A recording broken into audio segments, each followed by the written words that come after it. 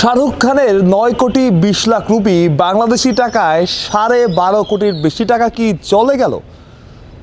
ভারতীয় একটা গণমাধ্যম এমন শিরোনামই করেছে। তারা ভাবছে মুস্তাফিজ হয়তো এনওসি পাবেন না, এনওসি জটিলতায় পড়বেন, যার ফলে শাহরুখ খানের ওই টাকাটা পানিতে গেল কি না সেটা নিয়ে আলোচনা শুরু হয়েছে। এবং কলকাতায় যারা ফ্যান ফলোয়ার সাপোর্টার আছেন তারাও কিন্তু চিন্তিত। তবে বাংলাদেশ ক্রিকেট বোর্ড নিশ্চিত করেছে 3টা ওয়ানডে বাদে নিউজিল্যান্ডের ওই 8 দিনের বিরতি বাদে পুরো সময়টাতেই মুস্তাফিজ এনওসি পাচ্ছেন। অর্থাৎ সোজা ভাষায় বললে 8 দিনের জন্য মুস্তাফিজকে ফিরতে হবে, জাতীয় দলের সাথে যোগ দিতে হবে। সে 8 দিনের জাতীয় দলের সফর শেষে মুস্তাফিজ আবার আইপিএলে ফিরবেন এবং খুব বেশি ম্যাচ, হয়তো 2টা ম্যাচ কিংবা ম্যাক্সিমাম 3টা ম্যাচ তিনি মিস করবেন, যার ফলে খুব বেশি ক্ষতি কিন্তু হচ্ছে না। বলা যায় যে প্রায় পুরো সময়টার জন্যই মুস্তাফিজ এনওসি পাচ্ছেন। ওয়ানডেটা খেলা এই কারণে গুরুত্বপূর্ণ, এরপরেই কিন্তু বিশ্বকাপ আছে এবং বিশ্বকাপটার জন্য একটা দল তৈরি করা, দলের কম্বিনেশন সেট করা এবং দলের মধ্যে সামঞ্জস্যতা তৈরি করার জন্য কিন্তু মুস্তাফিজকে প্রয়োজন।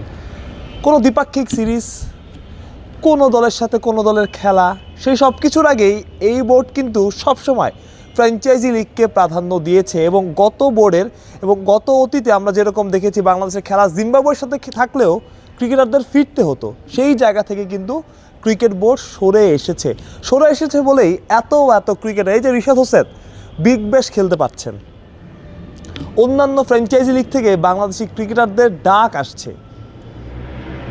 আপনি কি জানেন যে আইপিএলের 7 জন যে বাংলাদেশি ছিল সবার ওপরই আইপিএলের কোনো না কোনো ফ্র্যাঞ্চাইজির অল্প হলেও ইন্টারেস্ট ছিল, সেই জন্যই তারা চূড়ান্ত তালিকায় ছিলেন। একটা নাম আপনি শুনলে অবাক হতে পারেন এবং অনেকেই অবাক হয়েছিলেন চূড়ান্ত তালিকায় রকিবুলের নাম দেখে। লেফট আর্ম স্পিনার, বাংলাদেশের যে কজন লেফট আর্ম স্পিনার আছেন এবং ভবিষ্যৎ যাদের বিবেচনা করা হয় তাদের মধ্যে রকিবুল একজন অনূর্ধ্ব 19 বিশ্বকাপ জয়ী ক্রিকেটার। আপনি শুনলে আরও অবাক হতে পারেন, সেই ক্রিকেটার কিন্তু আইপিএলের একটা ফ্র্যাঞ্চাইজির নজরে ছিল। তারা আকিবুলের সাথে যোগাযোগ করেছে এবং বিসিবি নিশ্চিত করেছিল রকিবুলকে ফুল টাইম এনওসি দেওয়া হবে, যেহেতু তিনি জাতীয় দলের সাথে নাই। শেষমেশ ওই দলটার প্লেয়ার হয়ে যাওয়া, অর্থাৎ রকিবুলের নাম যেহেতু অনেক পরে ছিল, আগে অন্য ক্রিকেটার নিয়ে নেওয়া, পরবর্তীতে ডাক আসেনি। তবে ওই একটা ফ্র্যাঞ্চাইজি রকিবুলের সাথে কিন্তু যোগাযোগ করেছে, রকিবুল খেলতে পারবে কিনা, কতটুকু সময়ের জন্য এনওসি পাবে, রকিবুলকে এনওসি দেওয়া হবে কিনা, সব কিছু কিন্তু তারা বিবেচনা করেছে। সাম্প্রতিক সময়ে ঘরোয়া ক্রিকেট হোক, বয়সভিত্তিক ক্রিকেট হোক, উঠতিদের এশিয়া কাপ হোক, সব জায়গায় রকিবুলের পারফরমেন্সে কিন্তু তাকে আলোচনা রেখেছে এবং এই সুযোগটা করে দিয়েছে।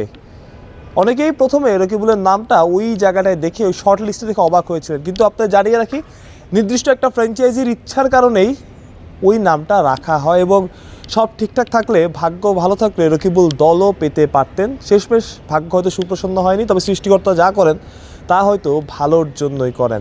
যেটা বলছিলাম, কলকাতার ভক্তদের চিন্তার কিছু নাই।